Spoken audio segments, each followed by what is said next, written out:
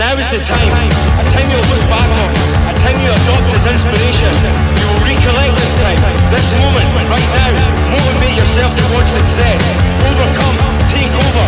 The time is now.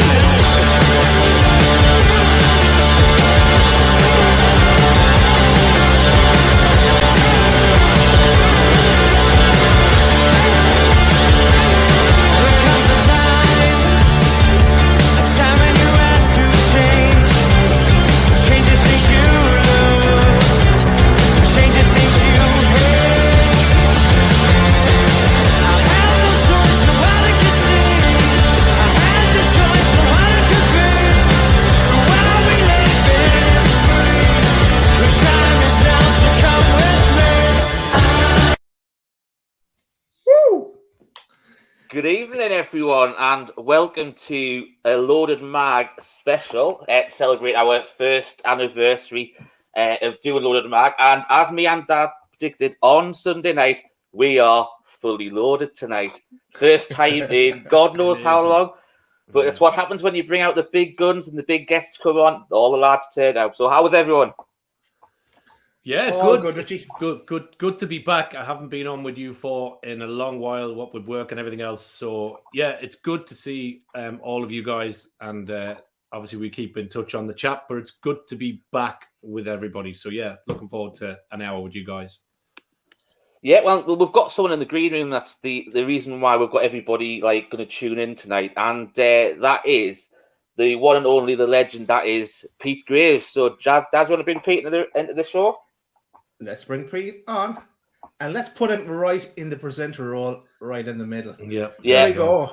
Happy anniversry, guys. Happy anniversary. Cheers, Pete. Thank you very much, Pete. Much appreciated, mate. And thank you very much for joining us. I know it's been long been trying to get it sorted out with your busy schedule and stuff like that, but we do appreciate that you joined us. And we do have to say a big thanks to our mate George, who did basically call you out and said, if we vote for you for the Sports Podcast Award, would you go on Loaded? And sure enough, you just went, done deal. And here we are. So, George, much appreciate, mate. We'll see you tomorrow night anyway. See you, Chris. Well done, George. And we might have won that award by one vote, so it could have been down to you guys voting. So thanks for that. And I love the intro, by the way. That was class. I was really into that. It was really you can my kind of music. I like well. A bit of rock indie. That's right on my street. So Pete, I'll send you the link for it for Spotify, mate. Okay. All our tunes are on Spotify. Yep. I just want to make sure my face is on the re-edited version from now on. Guys. That's my only stipulation. You're there, Keith. Keith, yeah, you're there, already, Keith. Where are we going? Shit. There you are. You know I'm only messing. Keith is buzzing with that. You know, he's the happiest man in the world. That people tell him that I'm only joking. It's an honor to be told I look like Keith Downey. I mean, what a handsome beast he is. So there we are, the twins. That was a great day. That was the day the first day that the new owners were at St James's. Newcastle played Tottenham, and we were presenting pitch side for that day. And it's a day I'll never forget. And I cried my eyes out when Yasser Al-Rumayyan was announced into the crowd, and they were playing Big River, and I literally cried. And my wife looked across at me and she went, "Oh, you're pathetic." They just don't get it to the Pete. They just don't get it to the. Mine doesn't. Not all mine does neither. but anyway, there's four reasons for the show tonight being the reason to celebrate. As we said, it's our 1 year anniversary of doing our Loaded Mag show. Obviously, we started off a few months before that doing Loaded Football Weekly before we nailed it down to just doing the Loaded Mag and all the Newcastle content. Also this week, congratulations, as Pete mentioned, for winning Best Soccer Podcast at the Sports Podcast Award. So congratulations, Pete, and everyone at Sky Sports. Well done. Thank you. And also on the 7th of April marks 6 months to the day for the Newcastle Takeover. So that's something that will also live in the memory of Pete Graves when he celebrates his 40th on Thursday. So happy birthday for the big 4-0 on Thursday, Pete. Yeah, thank you. And I didn't know it was that 6 months to the day, but that makes it all the more sweet. So that's great. It's been a good 6 months, hasn't it? It's been fun, exciting, And I just can't wait. I'd love to be able to fast forward 6 years and see where we were, but it's been enjoyable so far. Let's not talk about Sunday though. Well, I know it's poor Sunday, wasn't it? Let's just skip that bit. It was poor. Last couple of games have been poor, but it's been tough on the players, I think, and Eddie. I mean, a lot of away games, but they threw in this trip to Dubai in the middle of it all, and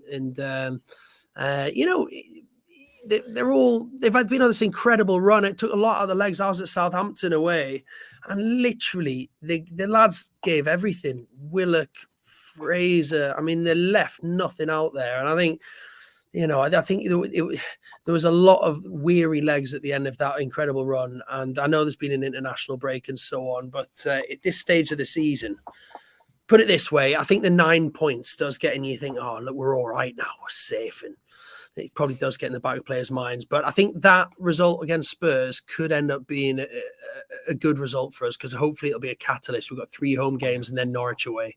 So I'm hoping that there's a big reaction on Friday night. Exactly. Yeah, we said it at our review show. It could be just the I thought you were snoring there, mate, and then you're on your vape. I was like, oh, God, I've sent one of them to Kip already. That's you, Chris. I was like, oh, my God. He says he's falling asleep. And then Do you know what, Pete? I apologise. You've probably noticed I've barely said the words. I've never been so happy to see someone on the vape. It could be worse. He's done shows, mate, where he's been on there with a McDonald's and a McFlurry. So, do you know what? The fact he's on his vape, you're probably on it, because I've seen him do way worse. Oh, brilliant. Yeah, well, I would have had a beer myself tonight to celebrate. I've been very quiet the last few minutes, even before the show, but my internet's terrible. Oh, listen, don't worry. I would have had a beer myself, but as you know, I do the breakfast show, and I'm back on it tomorrow, so it's an early start. So I've got a cup of tea and a water. So I'm like the worst anniversary party guest ever. Don't worry about it. We're just privileged that you're here. So how are you finding the new shift then, Pete? Yeah. I enjoy it. The team are really good. I love there's 4 presenters doing the breakfast show now. So it's myself and Joe, Scottish Joe White, who's a big St Johnstone fan, Bella Shaw, who's a big Chelsea fan. Yeah, there's me and Joe, and Tom White, who's a Sunderland fan. But despite that, he's probably my best mate at Sky. So the 4 of us get on dead well with the new breakfast team. So all the producers and stuff they're all great guys and girls. So I'm enjoying it. It's just getting used to the early start. I'm a night owl. I like to be the last one at the party and the last one up in the morning. Despite the fact I've got 3 kids, I'll sneak any extra lie-in I can get. But those days are gone. The alarm's going off 4 o'clock in the morning these days. So it's an early start. So it's going to take a bit of getting used to, but it just means I have to stay off the Newky Brown a bit these days, unfortunately. I think everyone keeps off the Newky Brown these days, Pete, though, don't they? I was going to say, I don't know why I said Newky Brown. I never, ever drink the stuff. But, we can tell to get mine. I was about to say, we can tell a tale about that when we went to a party at the New Year, the end of last year. We can tell a story about that when we said to someone, don't go too carried away on the Newky Brown. It was the first sample of it. And of course, next day, that was it. Legs gone, everything. It was funny to watch. It really, really was. So Pete, as you just said, obviously you've been a Newcastle fan probably as long as the majority of us.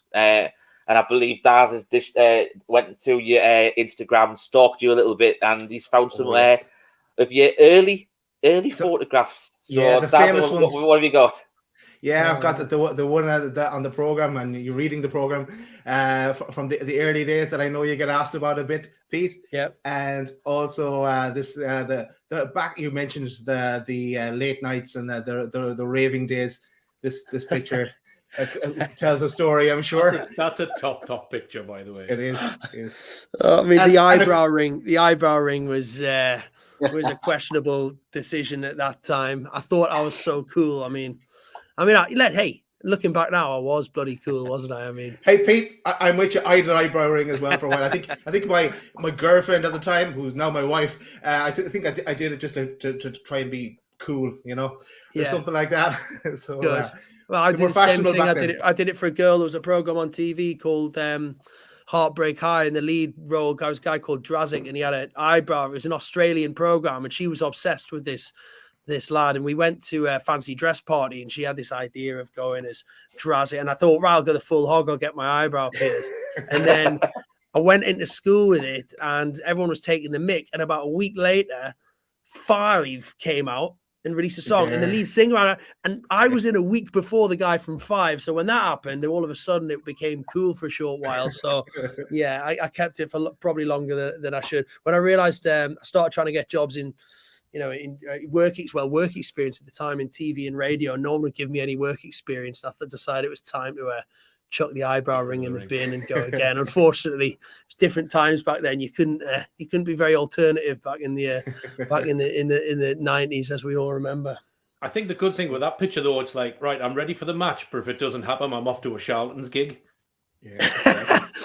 Well, that's my music. I mean, I love the Charlatans. I love any indie or rock music. So that is, that was definitely what I would have been into at the time as well. So you've hit the nail on the head there. Yeah, definitely like the Oasis Britpop era, wasn't it, Pete? It was, yeah. And I actually went and studied in Manchester for a few years.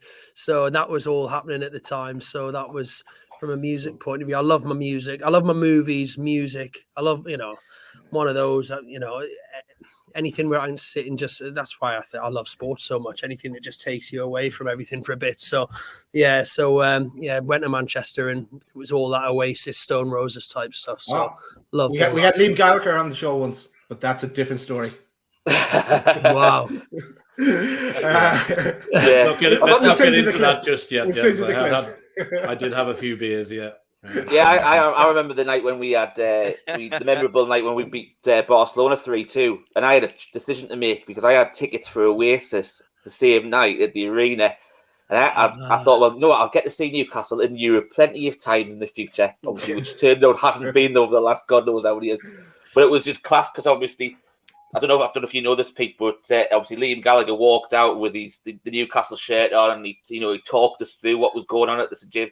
And it made the night so much more memorable than you can imagine. Do you know what I mean? It was just one of those nights. It was absolutely class. I saw it. I was at the Barcelona game. I was at St. James's Park. I had the same decision to make, but I made the right decision. I thought I'll be able to see Oasis loads of times, but I don't know how long I'll be able to watch Newcastle in Europe. And it turns out, mate, I was right. Yeah. They split up shortly after as well, so that you couldn't win either way. But I was so pleased to be. That's one of my greatest nights supporting Newcastle. Was that night at St. James's with the Tino hat trick, and I absolutely loved that. And I actually missed the 5-0 Man United. I wasn't at that one. And people talk about those iconic matches from the Keegan era, and they talk about Barcelona, they talk about Man United 5-0.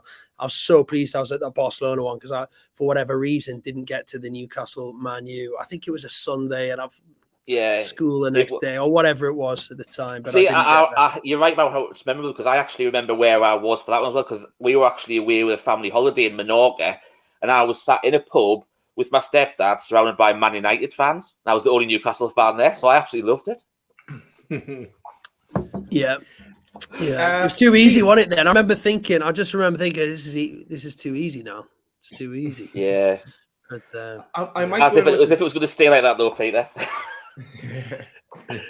Those days are coming back. Serious question, and ask you one from my list, Pete, and it's a Sky-related question since you're sitting in the studio. The boys, Darmish and Carvey. Do they really hate each other, or that love-hate relationship they have? And the follow-on question to that is, I know you get information from different sources as well. Does your information conflict sometimes with what they're hearing, or what the guys are hearing? Right, I'm going to shoot right from the hip and be honest as possible. Those two are absolutely brilliant. They are brilliant. Their contacts are ridiculous. They speak the highest of the high at football clubs, and they get on great. I mean, when I think that it's genuine what you see, that they've both got great contacts in clubs and within players and everything else, and I think sometimes the nature of transfers, one of them might get a story and then the other one's hearing a slightly different version because one's speaking to the selling club and one's speaking to the buying club, and that's how they work. And the selling club's saying it's this much, and talks are stalling, and the buying club are going, no, it's not, it's this much. And believe me, the player's just about 1 foot through the door. So that's where the sort of rivalry comes from a little bit. But no, they're absolutely brilliant. And I have to say that a lot of the Newcastle stuff that we got started with either Dharmesh or Carve ringing me up and going, right, I'm hearing this. What can you? We work really well as a team. And then I'll get a phone call. I'll ring Keith Downey. We'll sort of work together. Keith will put his calls in the Northeast. I'll put my calls in with the people I know. We make sure we're not speaking to the same people. And it's quite tactical, actually. It's like, well, you ring them, and them. And I'll ring them, and them, and then we'll see how we go. But a lot of it starts with Carve and Darms, and they'll come and say, okay, we've just spoken to this super agent who says that he's heard that, and it's kind of how it works. They love each other, really. They're rivals in the transfer window, but I have to say got so much respect for both of them. They're brilliant. They're brilliant at what they do. They rub people up the wrong way sometimes, but that's TV, isn't it? And that's football. And if you're saying, I'm here, if I went out on Sky tomorrow, everyone loves good news. That's why people like me at the minute, because we've had so much good news, right? When things were bad, I used to sometimes go to St. James's Park and think, and you knew someone would shout when it was always bad news. Now it's good news. It's like people like me again. But if I went out on the TV tomorrow and said, what was the worst case scenario, that the Saudis had decided that, I heard a rumor that the Saudis had decided they wanted to, to pull PIF out of the sort of the club altogether.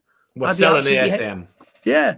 Or something like that, or whatever bad news, you become public enemy number one. So I think that's what happens with Darms and Carve. Sometimes they're reporting on things, whether it's Harry Kane wanting to leave Spurs or whatever. And so football fans get so angry because they're hearing stuff they don't want to hear, which is understandable. We've all been there.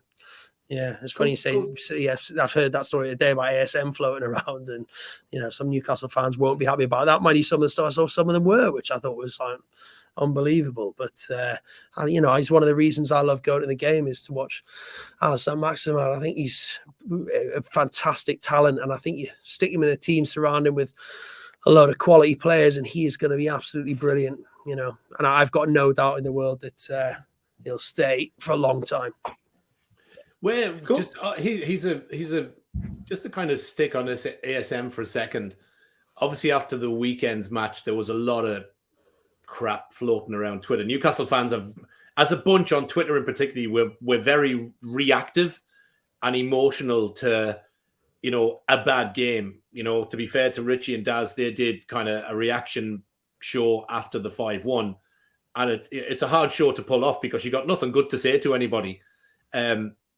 But there's a lot of divided opinion on ASM, even between us as a bunch of lads on this show.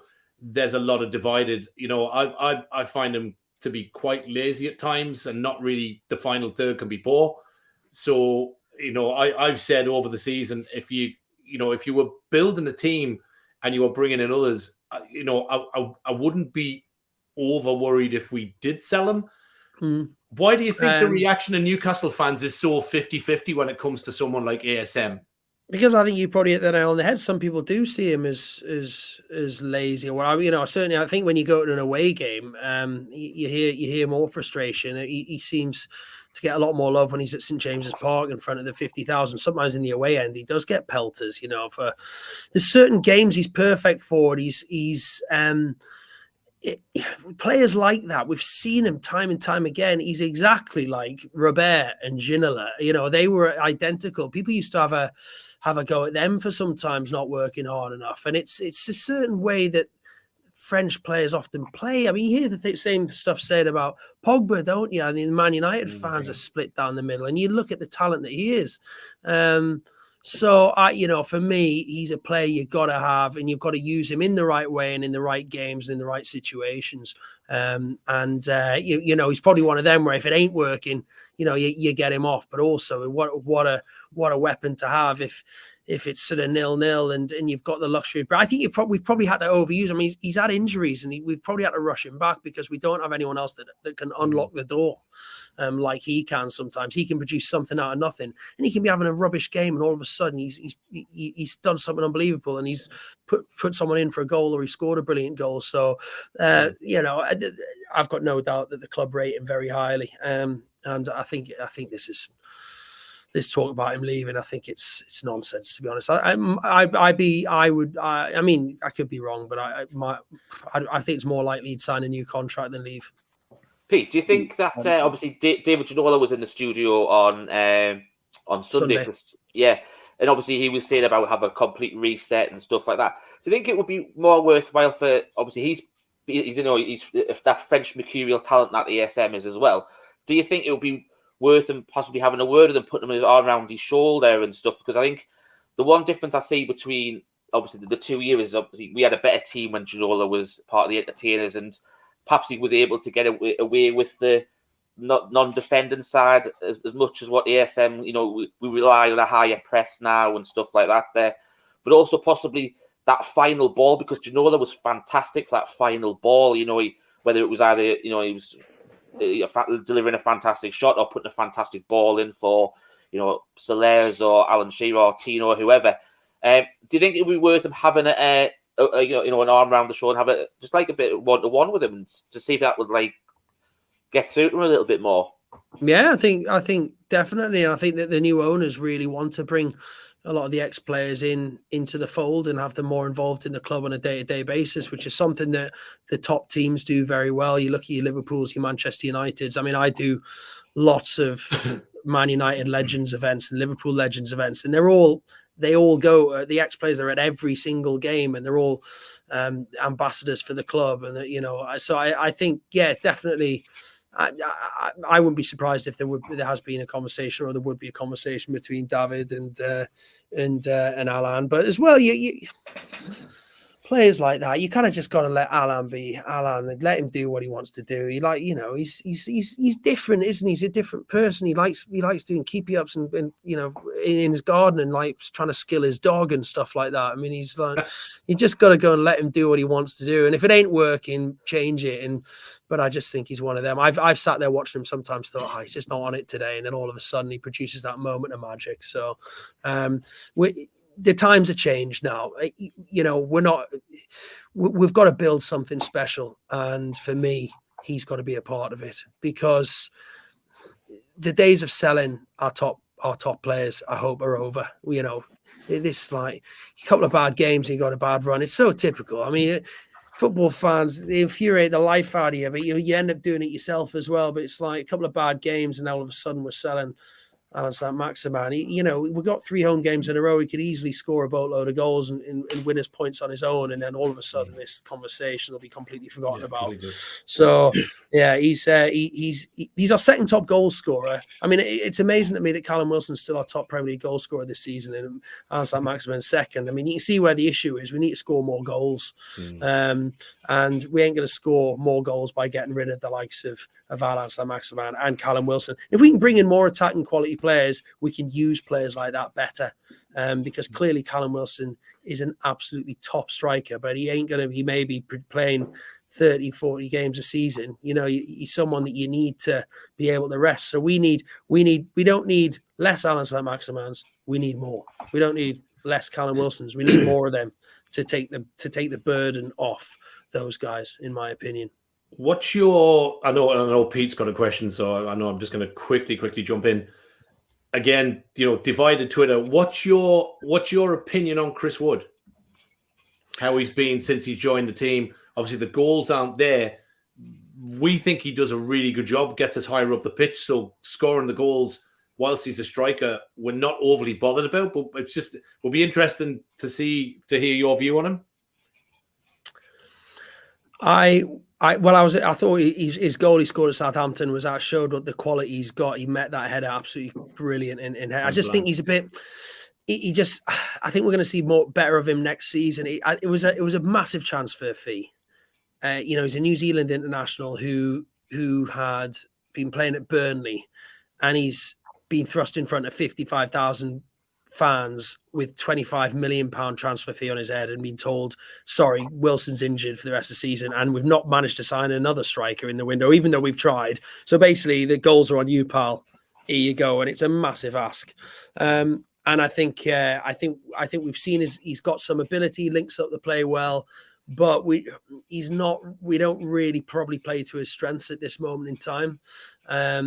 And I think he'll score a couple more goals between now and the end of the season. But I think he's someone who you keep in the squad, and he's not someone in the way Newcastle play, in the way Eddie Howe wants to play, that he's going to play week in, week out and be expected to score the goal. I'd like to see what he would play like alongside another striker, alongside a Callum Wilson. That would be interesting to chuck two up top and see how that would work out. But his heart's in the right place. He works hard, and I like his sort of attitude, and I think that he's going to take a bit of time to settle. It reminds me a little bit of Joelinton in some ways, in that the effort's there, and you can tell he wants to do well, but it's just not quite happening yet, not clicking. But I believe that in time it will.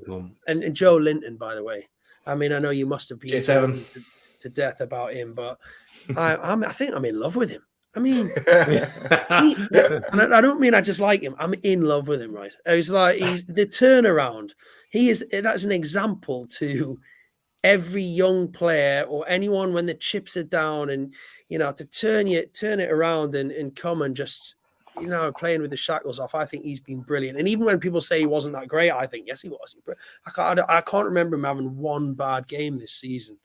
I thought he's been absolutely sensational. I know we're looking forward to Daz getting his J7 tattoo in the summer.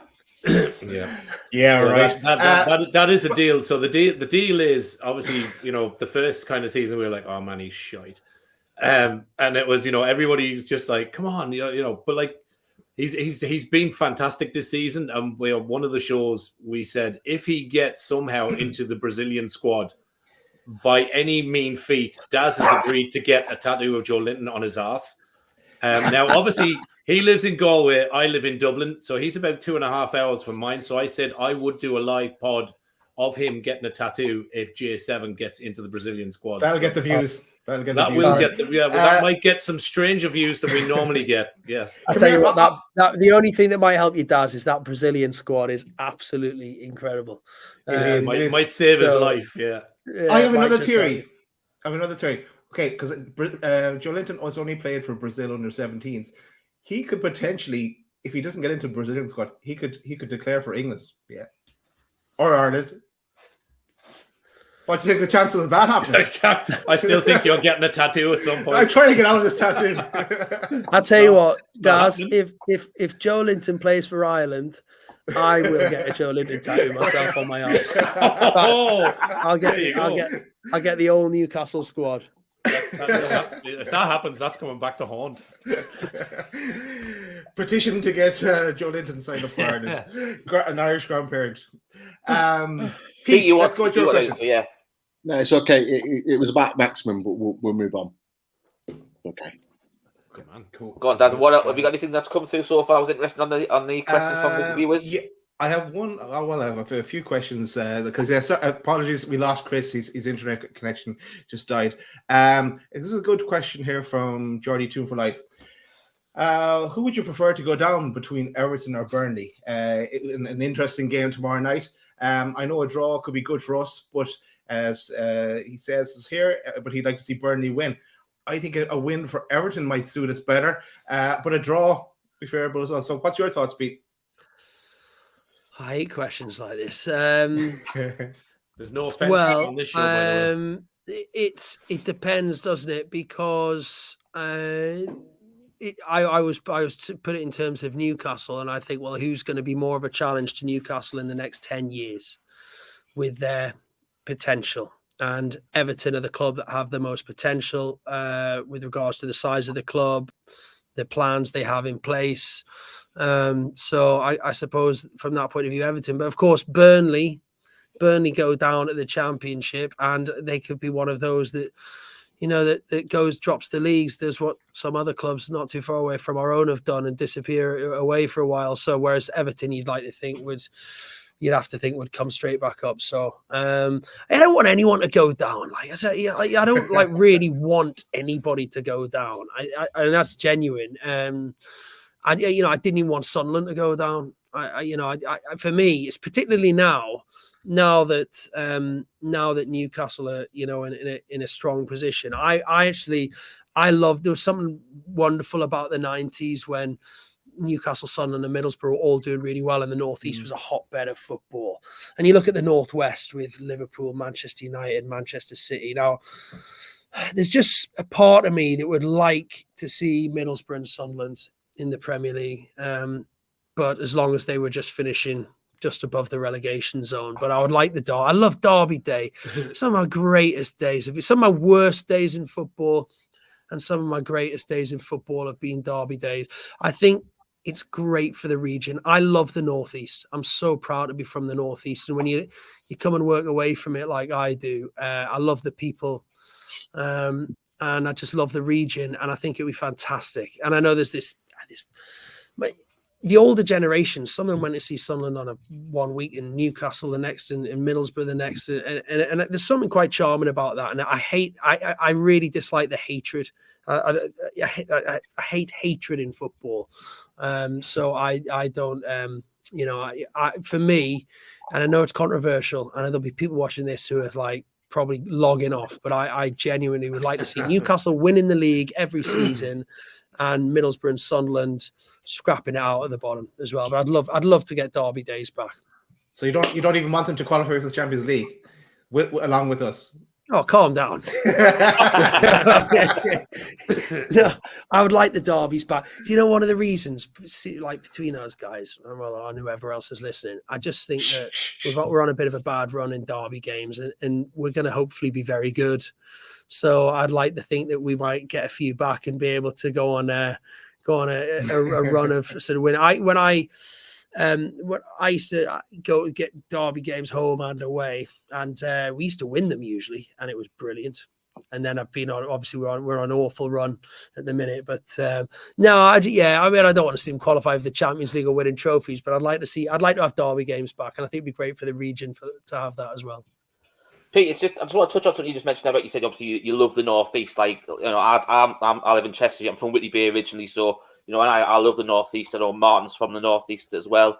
But obviously the other lads, they get up here as much as they can to watch the game and stuff. So I just want to ask you, do you feel like you get a lot of support and love from fellow Geordies? The reason I ask is it always seems that you get, like Alan Shearer and Anton Deck and Sam Fender, that they get a lot of love from fellow Geordies.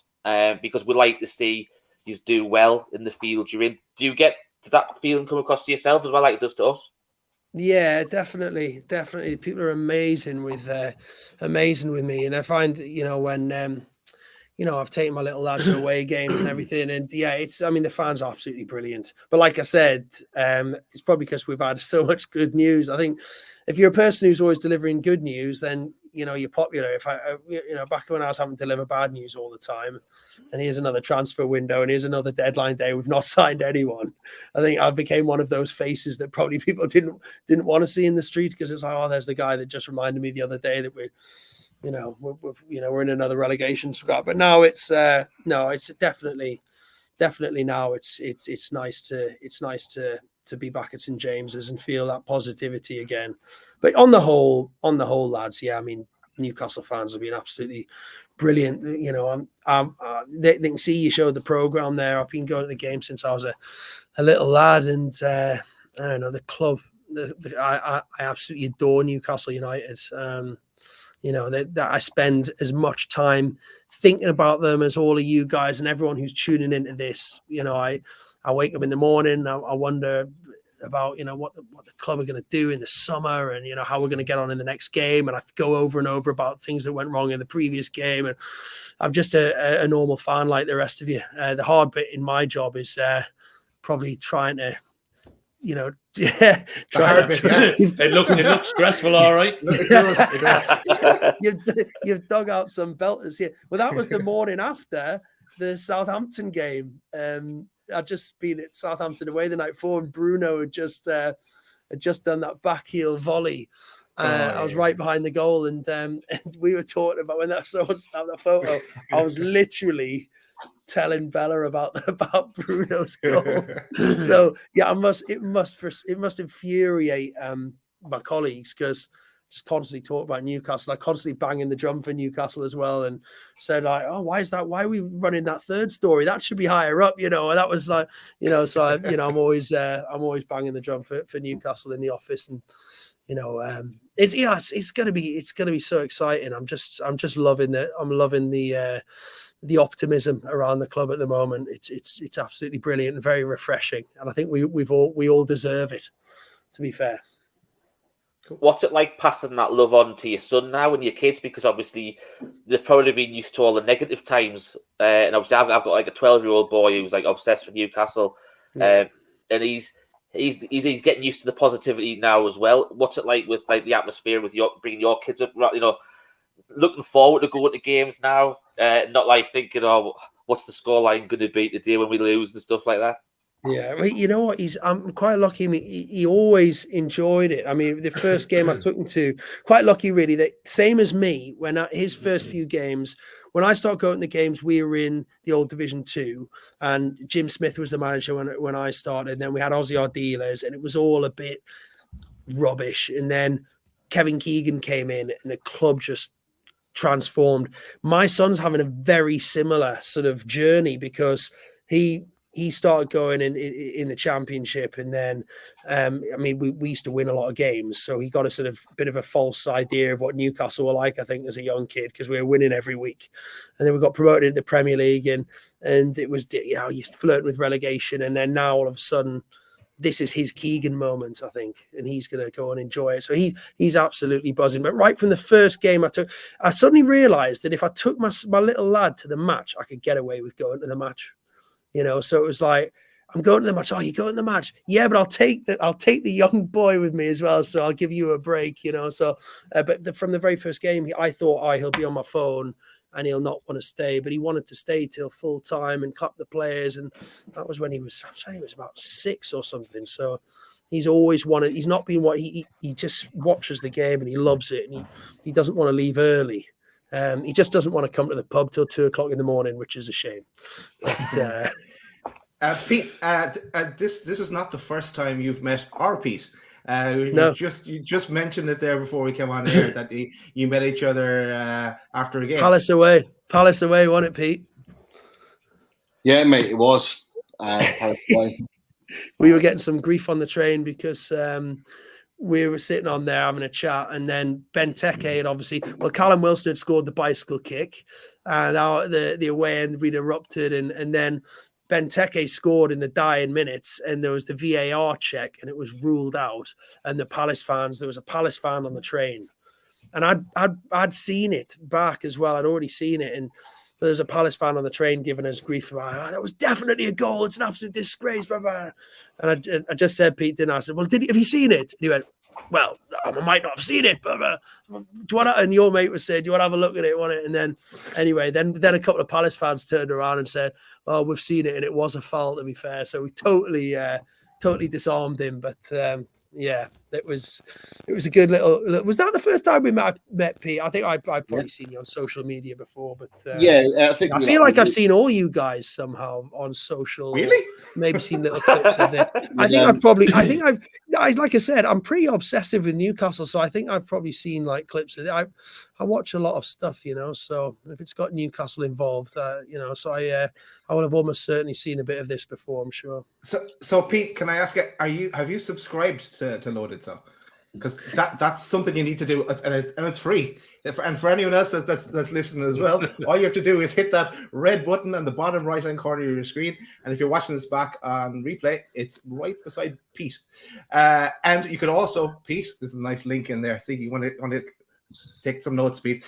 You could become a member and join for €199 yourself in month. Oh. Well, that sounds like the deal of the century. That does. I mean, anyone watching this right now, not clicking on that $199 a month, you'd be making a mistake. I mean, look at this quality content you've got here to get every month. So yeah, definitely do it. But no, I will become a member after this for sure. Now we can clip that, and you'll be seeing that again. Thanks, Pete. Daz, I think you need to hook up with Pete after the show and just work out what his percentage is, because we've only got a limited budget, mate. We're not Sky. Yeah, I'll take £1.80 of the $1.99. That's about my terms. Deal. I have another question, but does anyone else have another question first before I jump in? Not Pete. I just want to get down to some football talk, to be honest. Let's talk a bit of Newcastle. Yeah. So obviously we've lost the last 3 games, Pete, and obviously it's not been great. From your perspective, next 4 games we've got obviously, Wolves on Friday, Leicester away on Sunday, Palace, and then that accumulates with Norwich. I mentioned a number of weeks ago that I thought that though these 5 games, including Spurs on Sunday, would give us enough points to stay in the league. From your perspective, do you think that by the time we finish playing Norwich at Carrow Road, that we'll have enough points in order to guarantee our safety? Yes.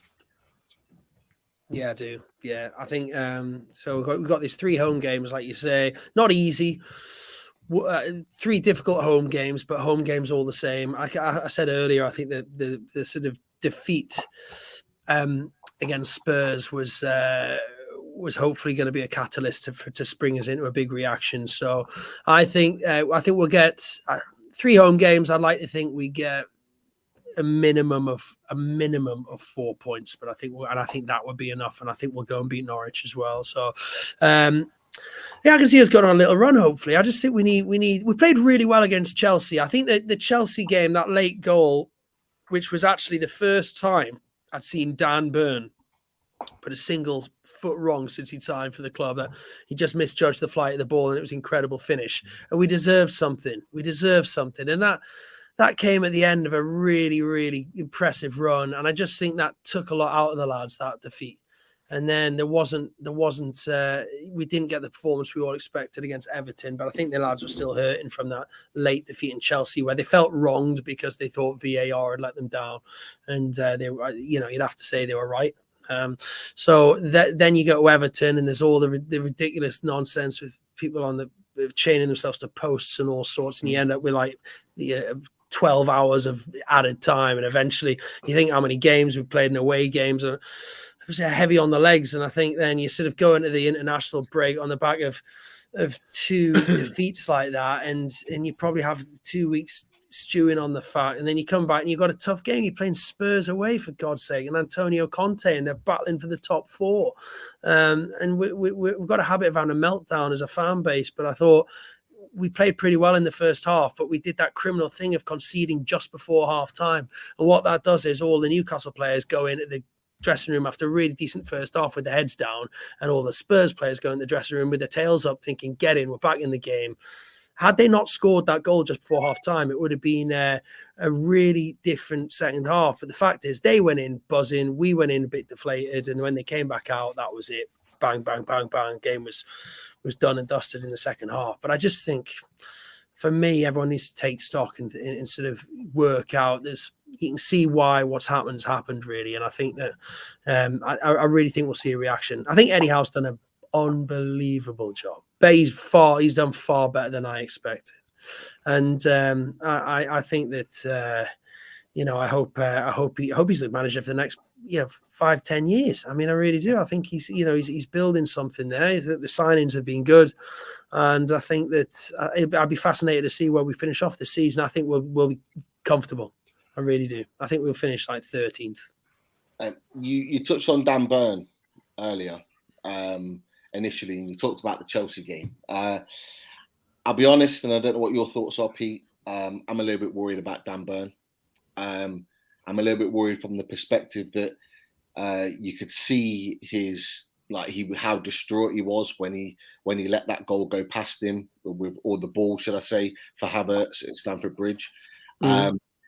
Equally, I was there at Goodison Park in the away end, and the way in which he let Iwobi goes past him, which ultimately created the goal, was poor. Not something I would have associated with Dan Burn in the last 9 games. And as well as that, in that 105 minutes, I would say, of that Everton game, he didn't quite look the same in terms of his performances.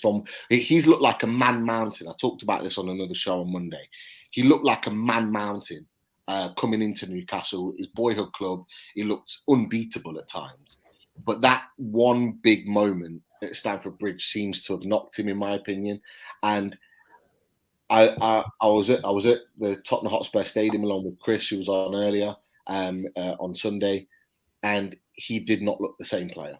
No, he didn't play great against Spurs, but I have to disagree with you. I think I agree with what you said. He has been a man mountain up until that late sort of misjudged the flight of the ball against Chelsea. It was an incredible finish, but I think been a brilliant signing. Don't forget, he's come in and played every single minute, but just about, hasn't he? I mean, he's head and shoulders literally above the rest. I mean, he's such a big presence. I've got no doubt he's going to be quality. I was calling for him to be involved in the England squad, in the last England squad. I think he's brilliant. I think he's going to do a great job. I think him, Target have been great additions. I think that Fabian Schär looks a better player alongside Burn. And I think we all know that we miss Trippier a little bit because of what he brings to the team, not only on the pitch, but off the pitch as well. But I think that, once we get him back in, that's a fairly decent looking back four. I think they probably want another top quality centre back in the summer. But I've got no worries, mate, at all. I know the last couple of games haven't been. The problem is that these players, they set a standard, don't they? And then you kind of like, as football fans, you're almost waiting for them to you're not going to perform like class week in, week out. Even the biggest club legends weren't fantastic every single week, but you look back and you remember the good bits. We'll look back in 20 years' time, and there's all this talk about Allan Saint-Maximin at the moment. In 20 years' time, we'll look back and say, oh, wow, what a player he was. He was unbelievable.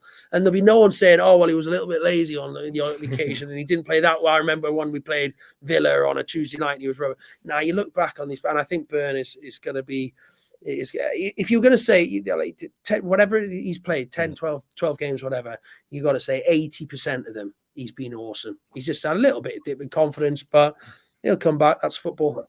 And that's what I meant. I meant I was worried about his confidence. Yeah. Is that he didn't look the same player in terms of coming out there and being confident. And I would like to think that Eddie Howe has probably put an arm around him and maybe had that chat with him with regards to that mistake, because it was such a crucial time in the game. We were going to take a point at Chelsea, no doubt. We should have had 3. And I just think whether that's going to have had a snowball effect on him. But you mentioned ASM, so I'll raise my point now.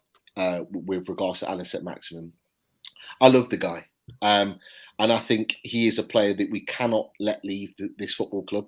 For the reasons that you mentioned earlier, Pete, is that there are not many players in world football, let alone English football, that have the ability that Allan Saint-Maximin has.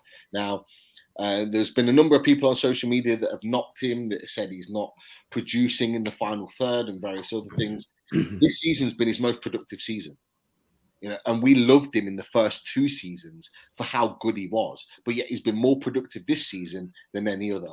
And that, I think, is because of raised expectations.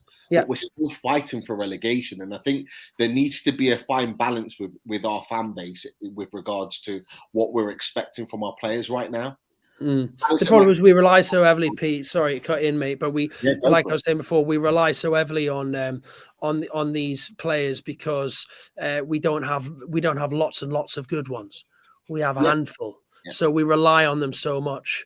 And if we're going to build a squad of quality players, what you hope is that you have 15 good ones, you have 20 good ones eventually, and then at that point, you're not so reliant, and all of a sudden you can rotate and use players in a different way, and I think that we'll see, and also surrounding quality players with other quality players makes those players better as well.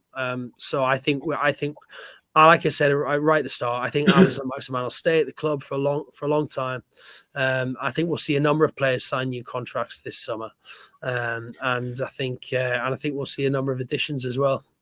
And I really think it's going to be very exciting, an exciting summer. I've seen reports floating around about they're only going to spend a few quid or whatever, but I think I remember those exact same reports just ahead of the January window. So I remember the number was 40 million, wasn't it? They only spent 40 million, and they spent more than double. So people making predictions about how much money there is to spend, intelligent predictions, because they'll be looking at various bits and bobs. But I think the difference is if the big players are available, we will try.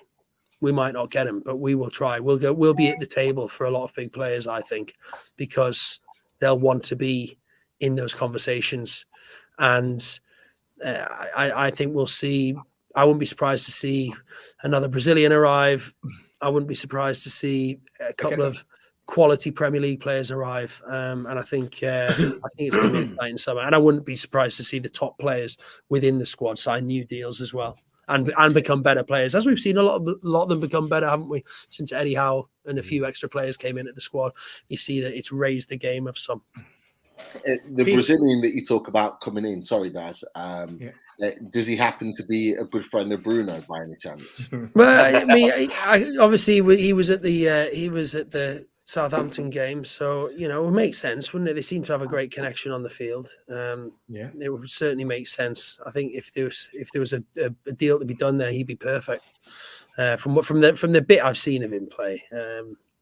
But yeah, I mean, I don't think that. I think there's talks underway and plans and strategy plans, and there's names, and there was a list in January, and they signed players off that list, and they missed out players on that list, and there'll be a growing list now for the summer.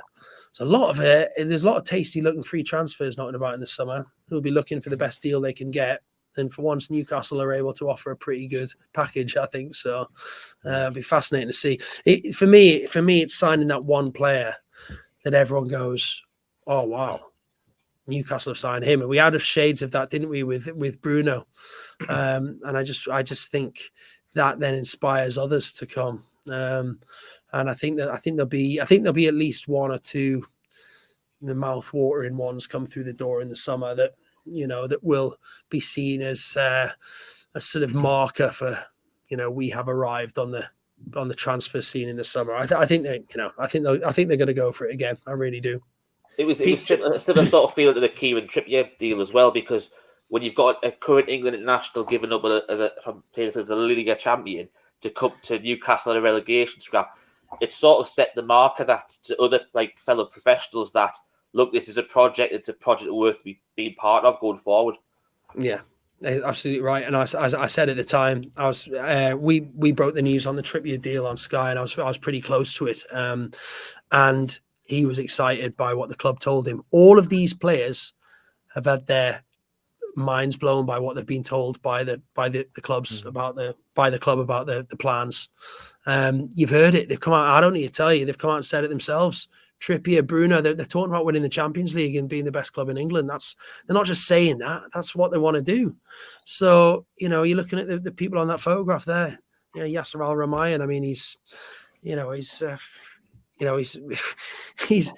currently setting up the new Saudi Golf League, isn't he, as well? I mean, he's a pretty influential man in world sport, and so he's the guy running Newcastle United Football Club. So they're not there to survive. They're not there to play the Rezzies in the FA Cup. They're there to win trophies, and they're there to make a serious assault on.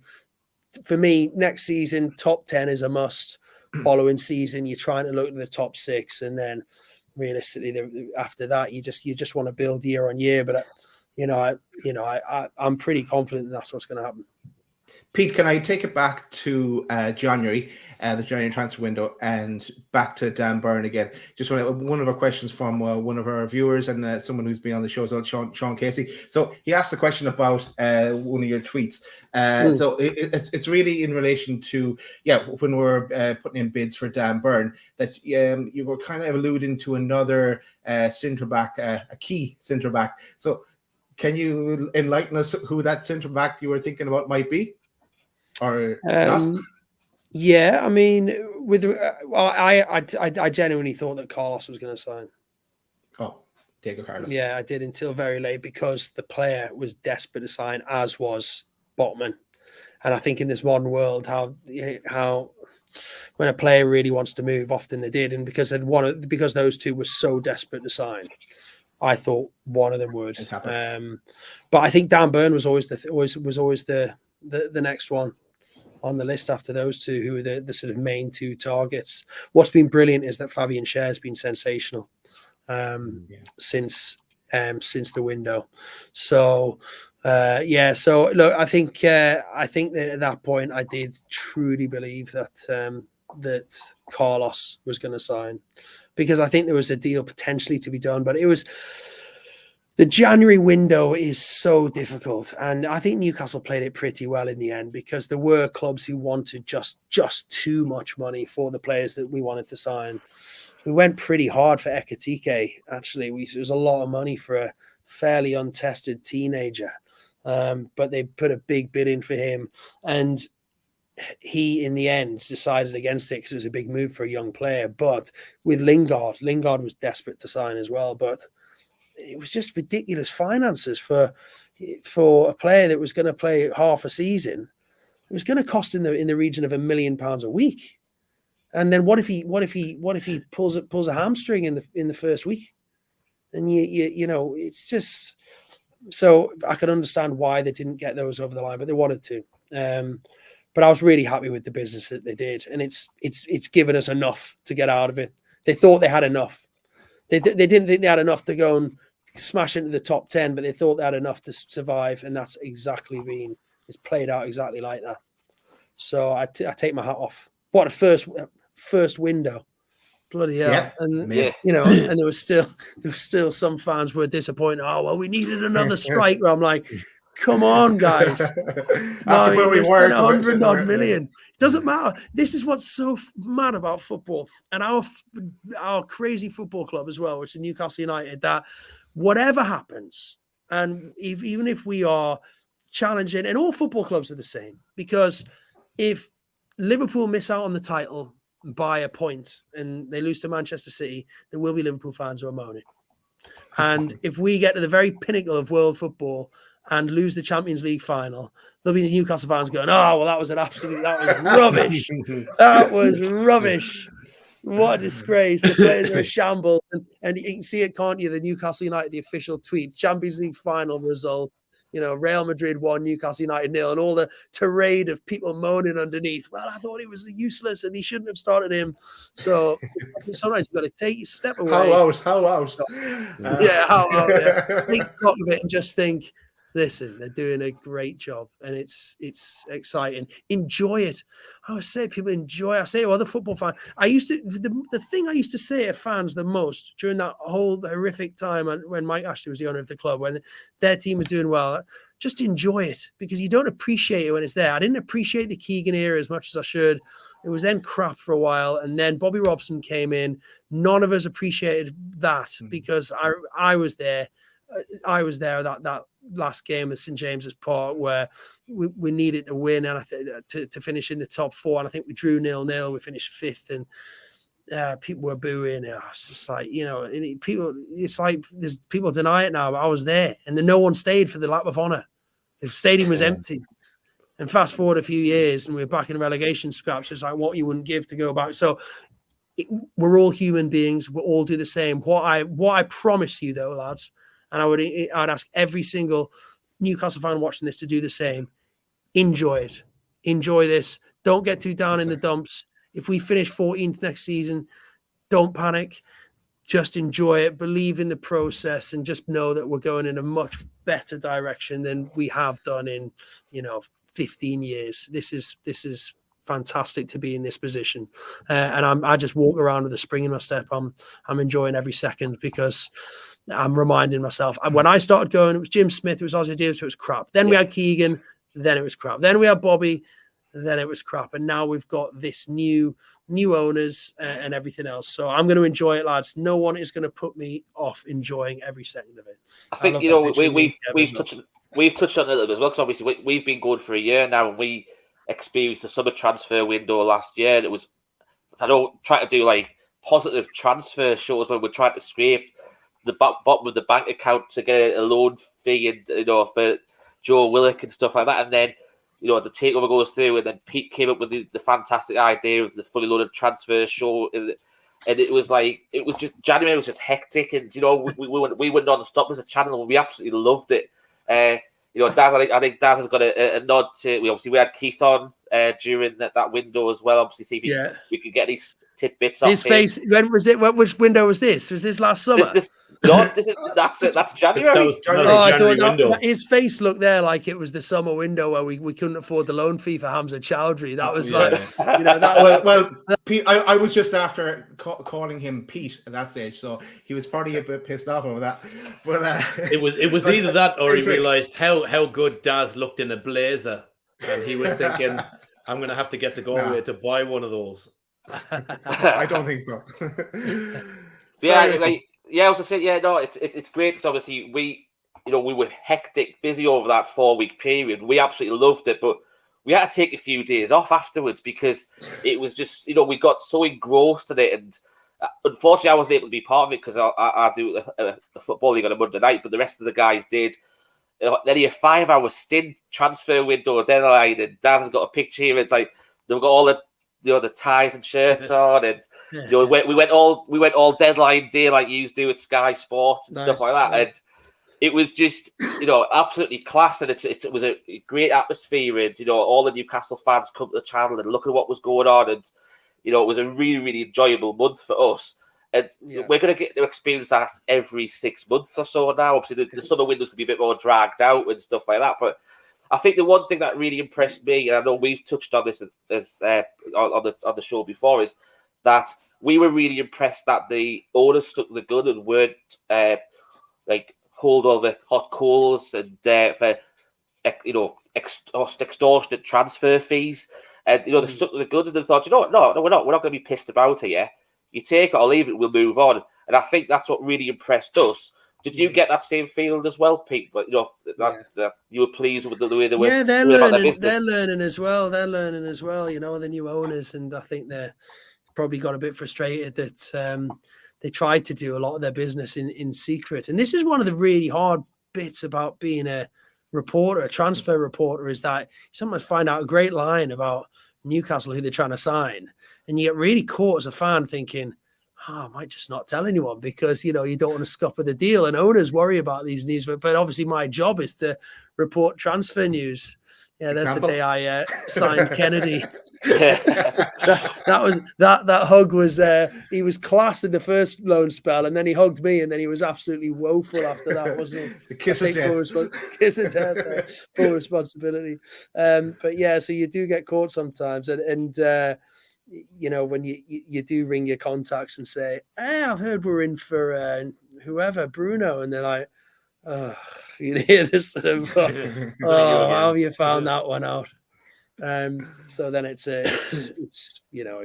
one of those where he kind of almost forces the club to do business quickly, because once stories come out, you worry other clubs. The way they did the Bruno one was incredible, very quick, and a lot.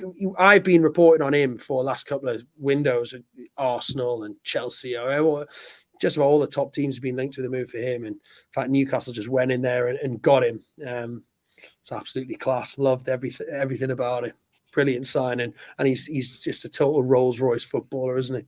So I can't wait to see him play. And foreign players these guys take time to settle, by the way. They usually take a bit of time. What's he going to be like next season? With his buddy. Very interesting. Yeah. With his buddy, yeah. Okay, another question, Pete, that might take you down a different direction. But the takeover. And just maybe on Takeover Day, because we asked Keith Downey the question as well, and everyone remembers, actually I have it somewhere, the clip where he announces officially on Sky News. But for you, because I know you were trying to keep things to yourself as well, because you didn't want to everyone's mental health was a bit messed up for a year and 6 months or 18 months. So, but on the day itself, how did that play out for you? Well, the story here is that I found out a very long time ago about the fact that Amanda was coming back with serious investment. So she came in the first time, if you remember, but then that one failed, and then she came back with the backing of Piff the second time. I knew that, and it was one of those where I really, really battled with myself about whether we reported it, because there's a serious mental health side, because people love Newcastle United, and I didn't think the fan base deserved another failed takeover, and this one was massive. But what happened is, I sat on that story for a couple of days, and then it came out in I think an American Financial Times. It came out somewhere really random. It was the Wall Street Journal. And I'd been sitting on it. I've been sitting on it at that point for a few days. I give you my word. And it came out there, and then all of a sudden the pressure was on to sort of, now, as we know, it then failed again. And it was at that point I came out and I was like, I feel bad, because it's my job to report on these things. It's failed again, and you're feeling as bad as I am, and I feel sick about it. And then there was there's some fans like, oh, it's a load of rubbish. It was never happening anyway. And I knew how close they'd come. But in the end, they thought that they were never going to get it through with the Premier League. So when it then came back again, I give you my word, I found out before it had been reported anywhere. And the word I got was, it's actually happening. It's happening. And this was on the Friday. And all I did was I told my boss at Sky, and I told Keith, and I told a very small amount of people. And all we did was we readied ourselves, and we were very responsible. We didn't go, bam, chuck it out there, because it was one of those where, even though I had it on good authority, you never know. You never know 100 million % until it's gone through. So how irresponsible would it be to just chuck it out until I knew 100% and put Newcastle fans through it all again? So we sat on it, and those few days that followed were tough, because I was waiting for it to come out somewhere else. And I've thought, I've sat on it and I could have had the exclusive. But we waited and we waited and we waited. And I think you'll all remember those flight details were flying around that morning when they were all on the flight. And it was like, at that point, I'm thinking, right, this is... You have to go. But still, I was still waiting for it to go wrong up until the last minute. And then Keith was at St. James's, I was at the studio in London, and we got the confirmation through that the money had moved over. And then they went over to Keith, and Keith confirmed it outside St. James's Park. Everyone was going mad, and I was sitting there waiting, because he said, well, you sit there, Pete, in the studio, and we'll come back to you and we'll get your perspective as a fan. So you're not a reporter anymore. We want your perspective, what this is going to mean to the fans. So I'm sitting there and thinking about what I'm going to say. And I've got my phone in my hand. I've looked and I've seen the statement from Yasser Al-Ramayan, which is like, we take this, right? And then I've seen Keith, and then Keith starts to choke, right? And this is a guy who's from Scotland, right? He's not even a Newcastle fan, but he's become this sort of honorary, he cares so much about the Northeast because he works amongst the guys. So he starts to choke up. And at this point, I swear to God, I started crying. I was again twice I've cried, but I thought if Keith's crying, I've got no chance here. So then they come back, and Mike Wedderburn said, "Oh, what does this mean?" And I sort of rambled off something which I think is on my Instagram now. But it was a day I'll never forget. I thought we reported it brilliantly. I thought as a channel we did it absolutely fantastic. We were there outside St. James's. We had all the players. Ex-players came on and spoke, and I was proud of what we achieved with reporting it, But more than anything else, I was just delighted that it had finally happened. And it was such a long journey from the very first Staveley attempt to take over and all the other failed ones in between that we now forget about, the one from Dubai and everything else. And just the fact that it's done now, I'm still pinching myself. Cool. Absolutely. Very good. I'm going to cry again.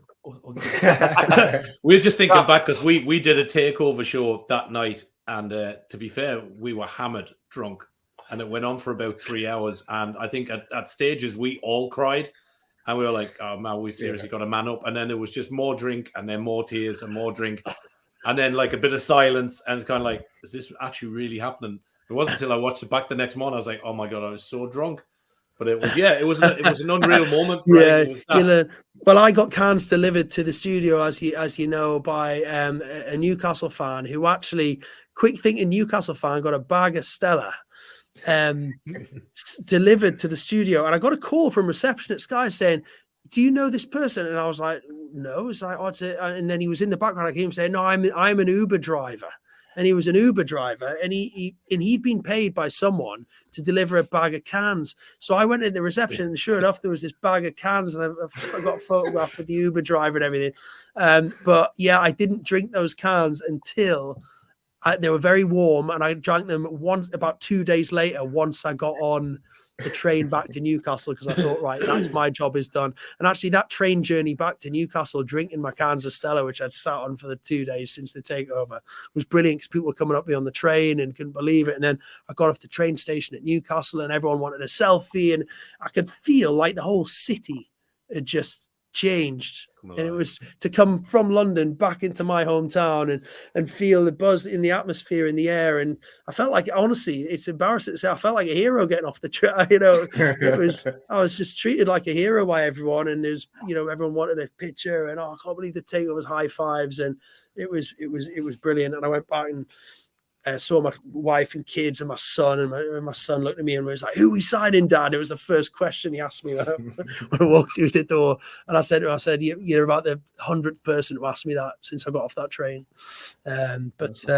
Brilliant times, brilliant. Great to be part of it, though, and you played a role in it. But we even feel like we were a part of it, and we're only doing a YouTube channel, but it was just because we did the show the night before, and we, as you mentioned, the list of people on the plane and everything like that. We covered all that stuff, and two nights of it.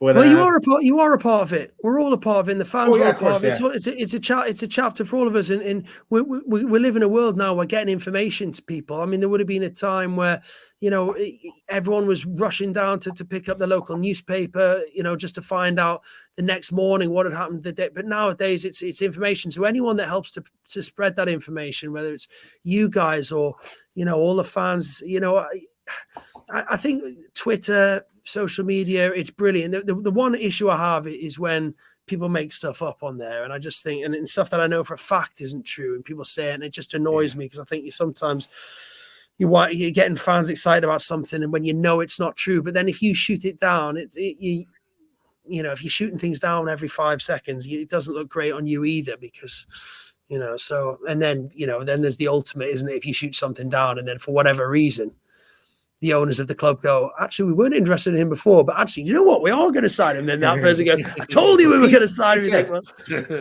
Pete said it wasn't true. So I've learned that in life as well. Try not to shoot down too many stories, because you never know in football. Since we were part of it, it's just another reminder for people to subscribe to Load It. Hit that red button in the bottom right hand corner. It's free. Do it now. Do it. Pete said. I have some viewers' questions, guys, and let's see if any questions as well that you wanted to bring up. I'm all right for a minute. I know there's loads of viewers' questions. You might as well start making them. Yeah. Okay, let's go for a quick one. From Lee. Who would you like us the club to sign in the summer?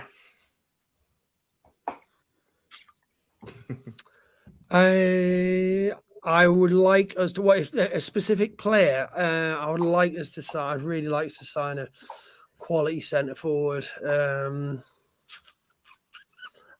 Darwin Núñez. I'll go with him. That's a few people in on screen very happy with that answer, and a few people in the chat as well. Yeah, I was gonna bust the bank, and after all of Pete's positivity, I was going to say, screw that. Let's go top 4 next year and just go out and get Erling Haaland. Yeah. Well, we might not be quite at Erling Haaland yet, but he loves a good project, though, Pete. He does love a good project. Well, look, I mean, according to Twitter, if we could, he's not silly either. He's going to have the pick of the clubs, but our feeling on Erling Haaland is that he's still so young, and actually he's building blocks in a career. So whether he's obviously bossed it in Germany, I wonder whether the ultimate goal is the Premier League, but whether he might go somewhere else first, maybe Spain, or but anyway, we'll see. We'll have to wait and see. Maybe if Newcastle blow everyone else out the water financially, he might have half a chance. But he's going to have the wages are going to be insane because obviously he's got a pretty low transfer buyout that kicks in this summer. So whether Newcastle would break their entire wage structure for a player, I'm not sure. I don't think we're quite there yet. Yeah, we actually said that. We don't think we're there, but it would be nice to show, like, as you said earlier on, a statement of intent. Just to I think he's going to have. I think there, but if we even just went to the table, but I'd say Champions League will be a must for him. Yeah, which we can't offer yet. I know. Me and Pete, we really like Darwin Núñez, so we're in that camp as well. We think really, really highly of him. So we'd love to see him as our, next centre forward, possibly the marquee side in the summer, whatever. Yeah, I'll go with that. There's about 5 or 6 questions all related to strikers, so I think we've kind of covered them all there in that one. But let's go to Chris All's question. Chris, who was on the show there recently, but just dropped off because of the internet connections. So he asked about how many points do you think we'll need to see us safe, Pete? Oh, Chris, I think 35 is going to be enough, but I think we'll get more than that. I think we'll get quite a few more than that. Cool. From Mag Mark, do you think the club still have a good chance of signing Sven Botman in the summer? The AC Milan links are getting stronger with Fabrizio Romano. They made such a great offer for Botman, and Botman wanted to sign, and we couldn't get him then. And I think that even the club think that the Milan thing was already pre-decided. I think Newcastle tried everything they could. They made an incredible offer, and even Sven Botman himself wanted to sign. I just feel that there's links there between Lille and AC Milan, and maybe that one will happen. I think Fabrizio might be right on that one. To be fair, I think he will end up at Milan. They have a relationship because they sorted out a previous debt deal between each other. So, and to be fair, Leo said that in January. They said that if they wanted him to go anywhere, it would be AC Milan. And who, as frustrated as some of us will be, and myself is definitely one of them. Who can argue a guy going to a club like AC Milan? They're a fantastic club and they're playing Champions League football. You can't argue that, and we're at the beginning of our project. For a lot of the players that we looked at in January, it was either going to be now or never. Even with the likes of Bruno Guimaraes, if we'd have not got him in January, he'd have gone elsewhere in the summer. We are very, very fortunate to have a talented player as good as him. And you touched on it before. I asked you the question about Lucas Paqueta. Lucas Paqueta could go to anyone in Europe. That's how good he is. He is a supremely talented midfielder. So the fact that he's good friends with Bruno will certainly go in our favour. But if we got him, we are effectively, with Bruno Guimaraes and hopefully Lucas Paqueta, are already jumping a phase in terms of the quality of player that we're getting. There's a middle phase. So we could go out and I'll give you an example. We could go out and get a Jesse Lingard, for example, who's probably in the next phase to what we've currently got. But then you go out and get Lucas Paqueta, and that's the stage after that. That's Champions League football stage. And we will potentially have 2 players like that. We're not going to get every player in those positions that are already Champions League ready. So it's just something as a fan base I think we need to be prepared for. But it's a work in progress for sure. bit of change of direction with this question, and I know we talked about your role in the morning show, not the morning slot, and I know Jeff Sterling is staying, but would you take on that role if it was ever offered to you? Yes, I would. Of course, I would if it was offered to me. But it's not between us guys. I love going to the match. And Jeff's done an incredible job, and you can't get to many games. It's such an important part of my life. I finish work now on the breakfast show at 10 a.m. on a Saturday, and I can get on that first train. The train pulls into Newcastle at 2:00 on a Saturday afternoon. Literally turn up an hour before kick-off on a Saturday afternoon. I'm back home, and then I don't trust. So Saturday, Sunday, Monday games, Tuesday, I could probably go to the majority, and it's an important part of my life. So look, if Sky were to offer me Jeff's job, I was never in the frame. I noticed I was quite high up in the betting, but it was never one for me. And it's a brilliant job, and Jeff's done a brilliant job of it, and I'm pleased he's staying for another year because he's a top lad as well. Yeah. Well, there's a way around that though, Pete. If you want that job, just tell your employers to make more Sunday games available on TV for the fans. Well, it's very rare actually that they are on Saturday anymore, isn't it? These days. Yeah. So but no, I mean, of course, if it was offered, then I'd love to do it, but it's not going to be, and so that's that. Cool. Well, a question from Brian, and I suppose this is going to come from us as well. Would you consider coming back on again and bring Keith with you as well, and both of you join us and put that myth to bed that you are the same person? Yeah, of course. Me and Keith will come back on for sure. It'd be nice actually to see him because we haven't seen each other for a while, so we keep missing each other. So yeah, me and Keith will come back on for sure. There we are. Someone did a face swap on that. It was really freaky, and they switched our faces over, and we both looked much better as each other. They switched my face, and I, I mean, or maybe just he improved a lot. I don't know, but. Another question on any whispers on the training complex? Whispers, I hear the same whispers. Yeah, it's definitely in the plans. It's definitely in the plans to improve the training ground, and I think we've seen it already. It's just going to take a bit of patience. We've seen already improvements to the stadium. I mean, Shearer's bar's back and the statue moving is, even when they started cleaning the windows on day 2, you're like, oh, the windows are getting cleaned. I have a look at this. Newcastle fans falling over themselves with excitement that the windows are getting clean. So yeah, I think the training ground is quite high on their priority list. It's got to, if they want to sign the top players, they got to improve the training ground. It's not good enough for an elite football club at this moment in time. I think there has already been some improvements, by the way, on that side. Not whole scale, but there's been tweaks, and I think we'll see over the next 10 years a pretty impressive facility built, I would think.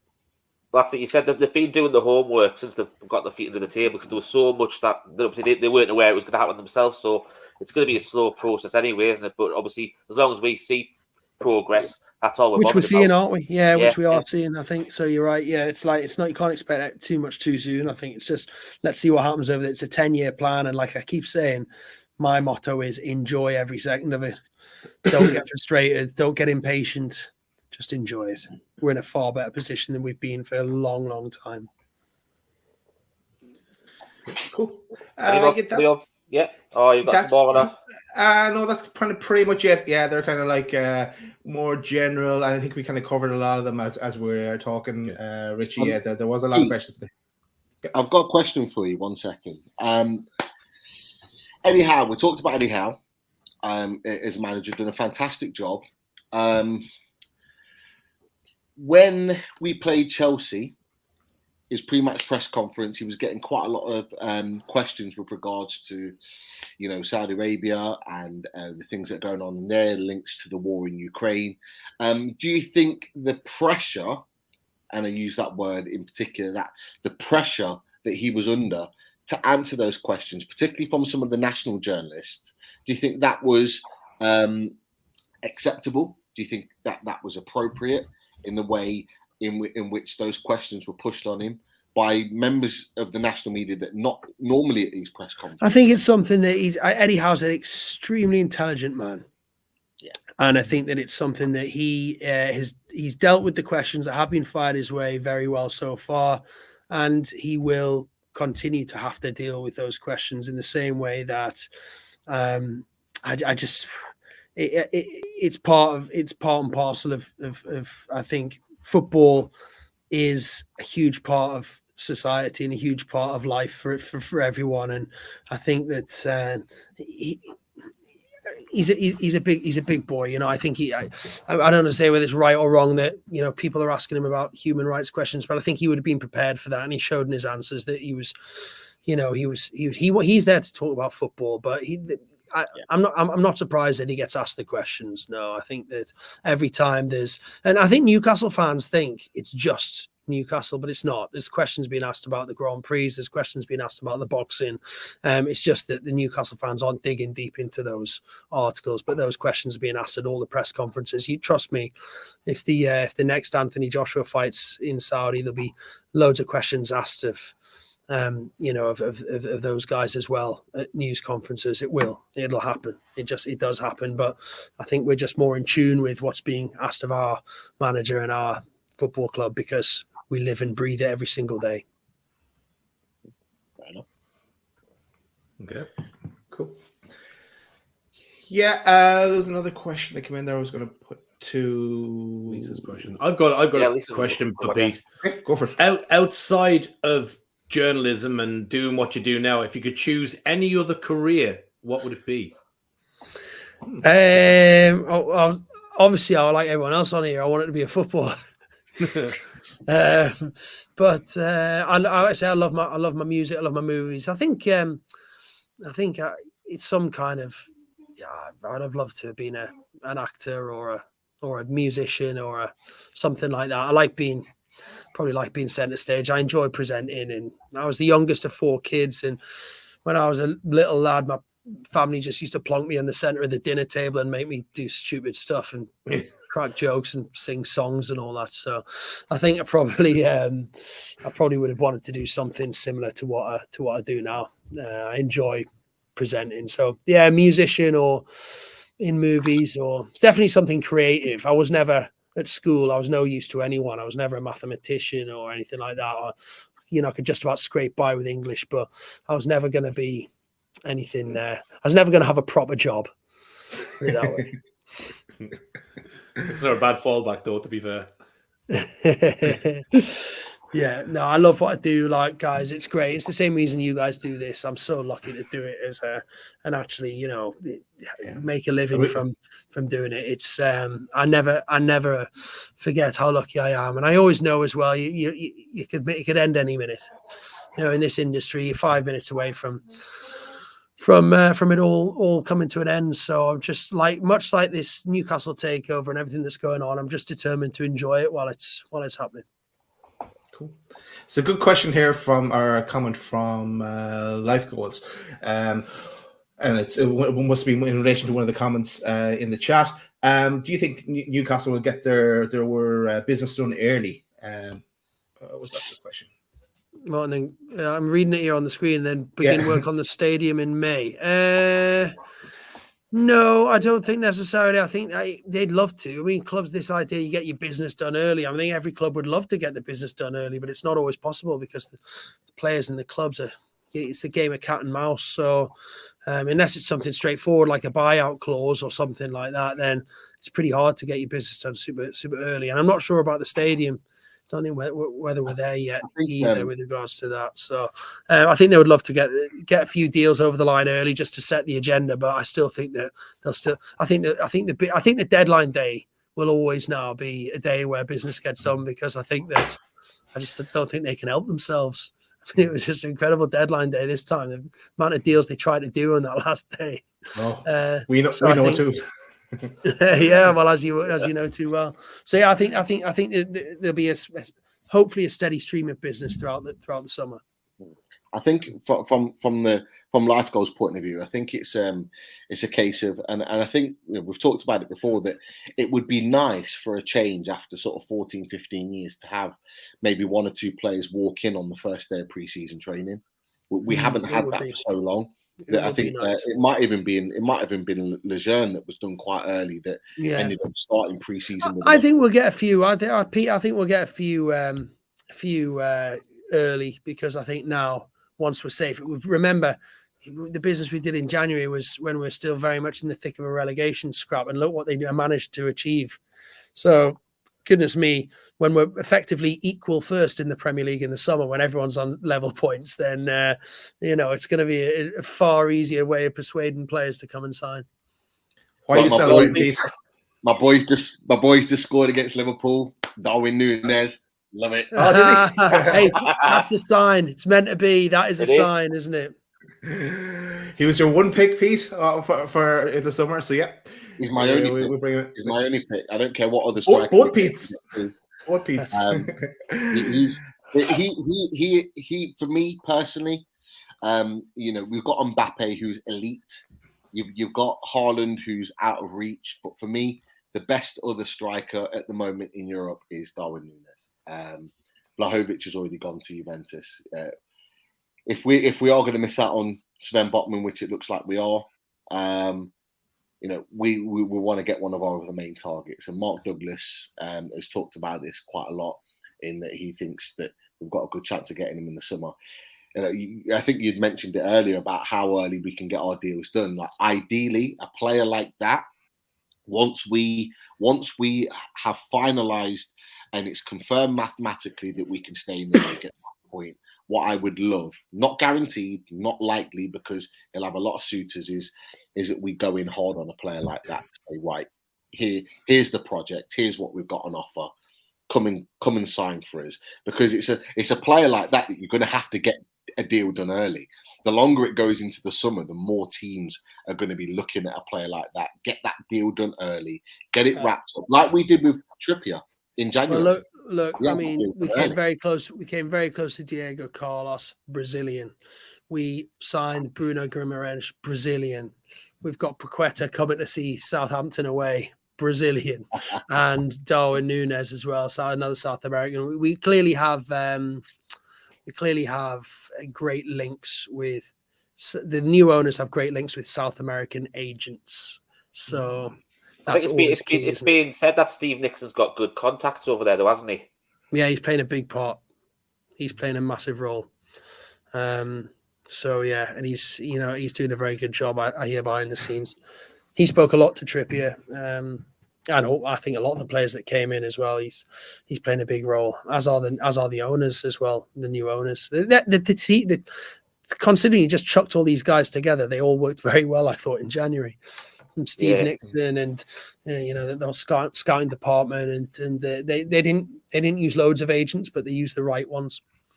I know Chris Wood and Kieran Trippier were the same agent, but look at I know we talked about Wood earlier, but ultimately Burnley are in the bottom three, and has it hurt them more than it's benefited us? Possibly, but I think it was quite a clever signing. Lads, we'll probably bring the show to a close. I know, Pete, you're up early in the morning for work as well, as are the rest of us. So let's just give a shout out to the sponsors. First up, it's blackandwhitearmy.com, Bronwyn's website and clothing range, and of course the new one, 1881, which is launching on the 15th of April. Keep an eye out for that. And Richie, I think you have some breaking news there for Adam in the chat. Yeah. Next Tuesday, Adam, she's going to be on, so we'll put her on big screen for you next Tuesday. To keep one of our regulars happy. Also shout out to Shy Barnes and Simon, who's in the chat area as well, and the range that Simon does for his site. And also a shout out to Pins and Prints. And of course, if you use the logo, which Loaded Mag even, you will get a 10% discount and the range of prints that are available. So yeah, you probably haven't seen these before. Pete. So we'll just. I've seen them on they're class actually. I've seen them on social media. So yeah, they're good. I'm just making a note of some of your sponsors there. I'm going to tap a few of them up after this, I think. They'll be flashing up on Sky there now tomorrow. But yeah, that's it for the sponsors. Just as long as you use the discount code, Pete, you can use it as well when you go to Pins and Prints. Just you put loaded bag and you get 10% off, mate. Doing it as soon as we get off here. I like all of them, to be fair. They're really good. Yeah, I've got a few behind us on the wall. Yeah, very good. Very good. Lads, it's been an absolute pleasure. Thanks for having us. I really appreciate it. Thanks, Pete. We're back tomorrow, actually, with just our birthday show. We have a few guests dropping on for that. We're back at 8 o'clock. Then we're back on Thursday, then for away days. And on Saturday, I think the day after the game for a review of the game. So hopefully a victory. Hopefully we get smiling faces back. But thanks, Pete, for joining us, and thanks for staying over as well. Thanks for giving up your time. Pleasure. And pity Chris had to drop off, but it'll be a thumbs up from Chris as well. He's going to be cursing in his house. Yeah, he is. He's going to be devastated. Well, as I was saying, just enjoy. I would say to the guy, everyone listening, and just let's enjoy the ride together, and don't get too restless, don't get too impatient, and let's just enjoy every moment of it. Cool stuff. We'll play out with the how. Feel free to give us a shout in the morning, Pete. I will. It'll be before you're up, though. I chance not to be up, but anyway, we'll record it. Yeah. Feel free also to get us on any of the transfer shows. You know where to find us now. Okay, thanks everyone. Thanks for watching. Thanks for joining the chat as well. Thanks, Pete. Thanks everyone. Good night. Take